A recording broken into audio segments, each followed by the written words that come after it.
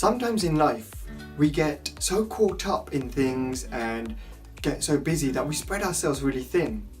And then when someone comes up to us and asks us for a favour or for something to do, we don't really know how to say no, because we don't want to offend them, we don't want to upset them, yet at the same time, we can't take on anymore. What do you do in that type of situation? So I wanted to talk a little bit about this idea of how to say no, the ability to say no. Now, the reason why we find it difficult to say no towards people is because we have an image of ourselves in that other person. So for example, my mother, she might see me as really helpful, someone who's always there, someone who always picks up the phone. Anytime mum asks me for something, I'm always there for her. Now that's actually the image that I've created in my head of what I think my mother sees of me. That's actually, it's all in my head. Actually, I need to ask my mum how she sees me. But we have this. So next time mum picks up the phone and says, "Son, can you do this?" or "Can you do that?" I'm just like, oh, I need to agree, I need to say yes, because otherwise my image of what I have in my mother's head is destroyed or broken. And that's why we sometimes struggle to say no to people, because we have all of these images of us in people's heads of what we are perceived as, whereas in fact they're just manifestations in our own heads. So how do we actually say no? So we want to say no, we now realize why sometimes we can't say no because of this thing. So how do we actually say no? It's about having a bigger yes, as strange as that sounds. We've got to have a bigger yes inside of us. An example of that might be, I want to spend more time with my children.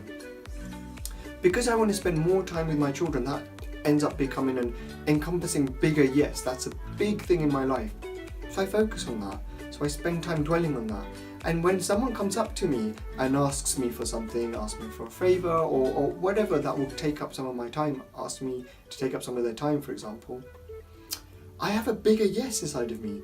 I have something that's so big, so important, that it gives me the ability to say no.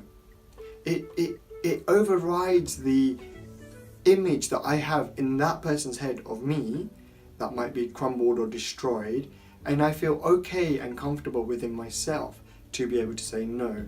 Now there's an art to saying no as well. You don't have to be rude or dismissive about saying no.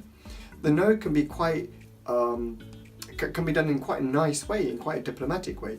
You could turn around and say, "Thank you so much for giving me the opportunity. I'm honoured that you thought of me in this moment. However, I'm really sorry, but I have to decline on this occasion." And it's as simple as that. You don't need to justify it, nothing else. And you'll be surprised at what type of response people come back with.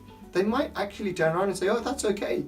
And this fear that you had that your image was going to be destroyed in that person's head of how you're perceived might not actually be. The idea is, if we have that bigger yes inside of us, it's like we're brimming over.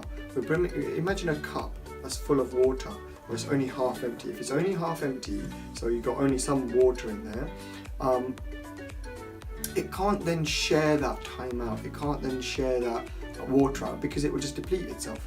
Whereas if that cup is full, and in fact it's not just full, but it's constantly being poured, it's over brimming. If it's over brimming, it's like you have that love, that compassion, that time to give out to people. But that's because the bigger yes is met. That's because you've been more fulfilled inside.